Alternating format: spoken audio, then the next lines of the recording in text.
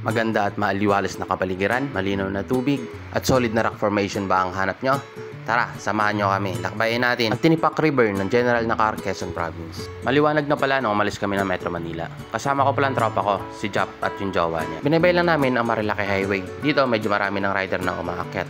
Hanggang marating namin yung tinatawag nilang Manukan. Dito, nag-stop over muna kami. Nagkape, tamang kwentuhan. Habang nagkukwentuhan, nag-aabang kami kung may dadaan bang nagtitinda ng kamuting kahoy. Masarap yon para sa kape. Alam nyo na yung ibig kong sabihin. Katapos namin magkape at maikling kwentuhan, bakbak na ulit. Kailangan kasi namin habulin. Baka masyado na mainit pagdating namin dun sa pupuntahan namin. Pagdating yung sa intersection na to, diretso lang. Minsan kasi tinuturo ni Google Map yung pakaliwa. Pero kailangan nyo lang dumiretso hanggang marating nyo yung kantong ito. Diretso lang. Pababa yung daan. Kaya magdahan-dahan.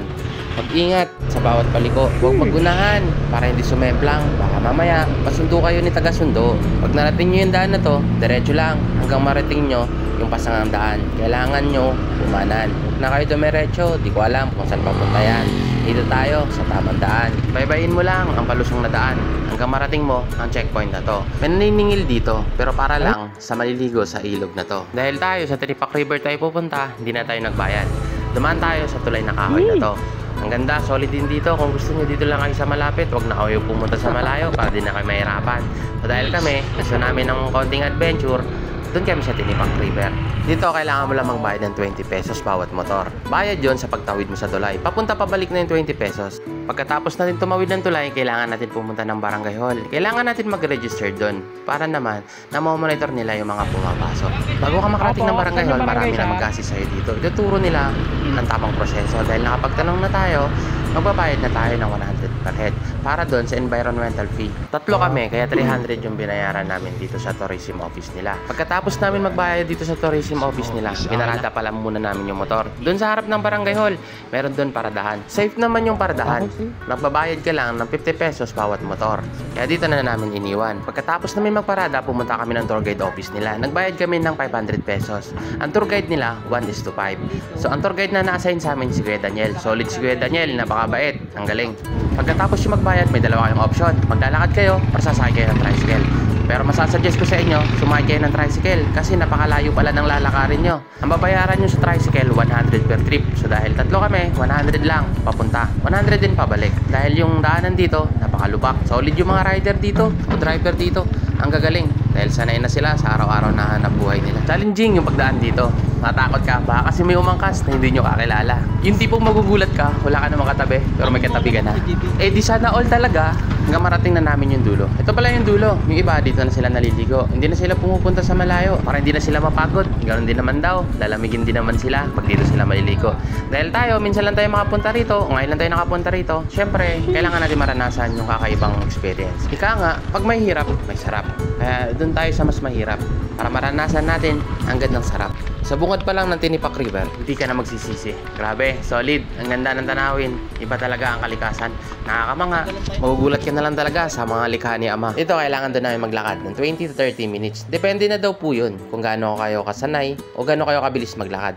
So dito, dahil first time nga namin, medyo nahihirapan pa yung kasama namin. Kaya tamang chill lang kami. Ito pala yung unang stopover. Kailangan nyo magbayad ng 30 pesos per head. So pagkatapos namin magbayad, pahinga muna.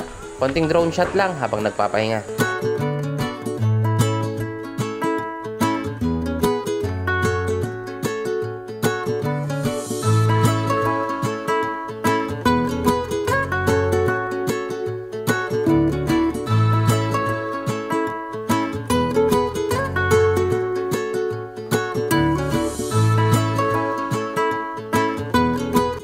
Pagkatapos sa unang checkpoint, naglakad ulit kami. Hanggang marating namin yung campsite na to. Private area na kasi to, sabi ni Tatay Daniel. Kailangan namin magbayad ng 10 piso bawat ulo sa pagdaan dito. Kaya nagpahinga na rin muna kami habang nagbabayad si Tatay Daniel. Kaya pala sabi ni Tatay Daniel, magpahinga muna kami. Dahil pagkatapos na magbayad, digmaan na pala ang mangyayari. Ito na yung mga kasunod na kaganapan.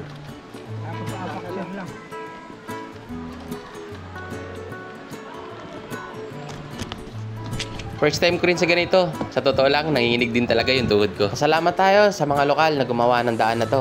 Dahil sa kanila, napupuntahan natin yung mga ganito kagandang kalikasan. Salamat din pala kay Tatay Daniel. Napakagaling mong tour guide, Tatay Daniel. Saludo kami sa'yo. Sa part 2 na rin pala ang full video. Sir, tutuloy natin punta sa bridge. Sa ako eh. Malapit na yung kuweba. Oo, ayun. Hindi tayo doon. Tapos tuloy tayo. Konting akyat. Tapos diba tayo. Malapit na. Nakautingin, sumasabay sa hangin. Sabihin mo sa'kin, anong kailangan kong gawin upang malapitan, mamasdan at mahawakan. Kagalay mo, kagandahan